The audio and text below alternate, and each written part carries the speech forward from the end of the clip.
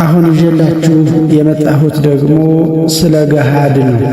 አንዳንድ ሰዎች የጥምቀት ገሃድን አይጾም እንጂ የገና ገሃድ አይጾምም ይላሉ። እንደ ምክንያት አድርገው የሚጠቅሱትን ሰላም ለጾም ዕለት ዋህድ ዘስሙ ገሃድ ዋህድ የሚለውን ቃል አይተው ማለት ነው። ዋህድ ማለት እንግዲህ አንድ ማለት ነው ትርጉም አይደለም።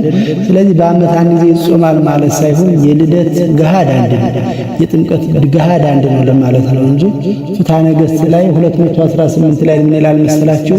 ወጾመ ድራረ ልደት ወጾመ ድራረ ጥምቀት ነው የሚለው። ይጾምዎሙ ለክልኤሆሙ ኅቡረ የልደትንና የጥምቀትን ዋዜማ ምን ይበሏቸው ይላል? ይጾሟቸው ይላል። ገሃድ ማለት በግልጥ ማለት ነው። ጋድ ማለት ለምሳሌ ደግሞ ጥምቀት ዓርብ ቢሆን ወይ ደግሞ ገና ዓርብ ቢሆን በገና ቦታ በረቡዕ ቦታ ማክሰኞ እንጾማለን፣ በዓርብ ፋንታ ደግሞ ሐሙስን እንጾማለን ማለት ነው። ፋንታ ማለት ስለሆነ ጋድ ማለት። ታዲያ ለምንድን ነው ቅዳሜና እሑድ የምንጾመው ሲባል ቅዳሜና እሑድ እንጾማለን? አዎ ቅዳሜና እሑድ የምንጾመው ግን ከምንድነው? ከጥሉላት ነው። ከቅቤ ከስጋ ነገር ነው የምንጾመው እንጂ እንደ ረቡዕና እንደ ዓርብ አንጾምም ማለት ነው። አልያ ደግሞ ዓርብን መጾም እንችላለን እስከ ምሽቱ 1 ሰዓት መጾም እንዳለብን። ለምሳሌ ጥምቀት ወይ ደግሞ ገና እሑድ ቅዳሜ የሚውል ከሆነ ዓርብን መጾም አለብን። ለምሳሌ ደግሞ እሑድና ማለት ገናና ጥምቀት ሰኞ የሚውል ከሆነ ደግሞ ቅዳሜና እሑድ መጾም የለብንም። ይህንን የምነግራችሁ እኔ ከራሴ አምንጭ አይደለም። ለምሳሌ ስንክሳር ጥር 10 ላይ ሄዳችሁ መመልከት ትችላላችሁ። እና እንግዲህ ለምንድን ነው ታዲያ ጋድ ማለት ለውጥ ፋንታ ማለት ነው። ጥምቀትና ገና ረቡዕና ዓርብ ሲውሉ በእነሱ ፋንታ ማክሰኞን እና ሐሙስን ስለምንጾመው የምንል ከሆነ ለምንድን ነው ታዲያ ጥምቀት ሰኞም ውሎ ወይ ደግሞ ጥምቀት ሐሙስ ውሎ ረቡዕን እስከ ምሽት ለምን እንጾማለን? ገና ደግሞ እንደዚሁ ማክሰኞ የሚውል ሆኖ ሳለ ለምን ሰኞ እንጾማለን ቢባል እንዳይረሳ ይላሉ አባቶቻችን ሊቃውንተ ቤተ ክርስቲያን። አንድ ጊዜ ስንጾም አንድ ጊዜ ስንረሳው እንዳይሆን ከዚህ የተነሳ ሁሉንም እንድንጾም አባቶቻችን ይለዋል ማለት ነው፣ አዘዋል ማለት ነው። እና ከቤተ ክርስቲያን ስርዓት መውጣት የለብንም። ውድ የተዋሕዶ ልጆች የሚሉንን የሊቃውንትን ድምፅ ምን ማለት አለብን ማለት ነው?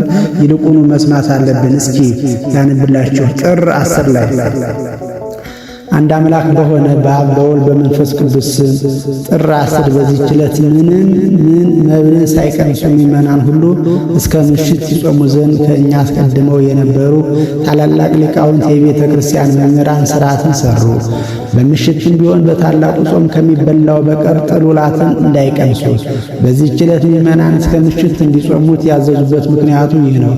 የልደትና የጥምቀት በዓል በረቡዕ ወይም በዓርብ ቀን ቢሆን በበዓለ ሀምሳ የሚበላውን የጥሉላት መብል በጠዋት በመብላት ምእመናን ሁሉ በዓሉን እንዲያከብሩ የከበሩ አባቶቻችን ሐዋርያት አዘዋል። እሊህም ሁለቱ የእግዚአብሔር ታላላቅ በዓላቶቹ ናቸውና እኛ በዚህ በኃላፊው ዓለም ተድላ ደስታ ደስ የሚለን ለሌሎች እንዳይመስላቸው እንደ አይሁድና እንደ አረማውያን በዓል በመብልና በመጠጥ ብቻ እንዳናደርግ፣ ስለዚህ ከልደትና ከጥምቀት በዓል በዋዜማ ያሉትን ሁለቱን ዕለታት እንድንጾም አዘዙን። የልደትና የጥምቀት በዓል በረቡዕና በዓርብ ላይ በሚሆን ጊዜ በረቡዕና በዓርብ ፈንታ እንድንጾማቸው ይገባልና በዚህም ዕለት ሥራ ይፈጸምልናል። የጾም ሥራና የበዓል ማክበር ሥራ ነው። እንዲሁም በግብፃውያን አብያተ ክርስቲያን የተሠራ ነው።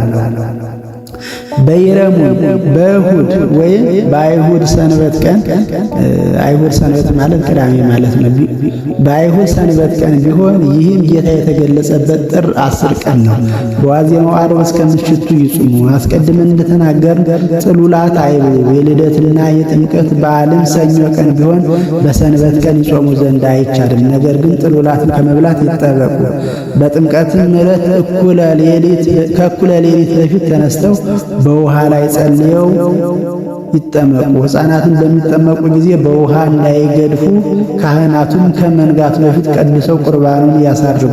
እጅግም ማልደው በጠዋት ከቤተ ክርስቲያን ይውጡ። በከበረ ሥርዓታቸው ጌቶቻችን ሐዋርያት እንዳዘዙን የሚለው የእግዚአብሔር አብ በረከት፣ የእግዚአብሔር ወልድ ቸርነት፣ የእግዚአብሔር መንፈስ ቅዱስ አንድነት፣ የእናታችን የቅድስት ድንግል ማርያም ምልጃና ጸሎት፣ የጻድቃን የሰማዕታት ተራዳኢነት ከሁላችን ጋር ይሁን። ወስብሐት ለእግዚአብሔር አሜን።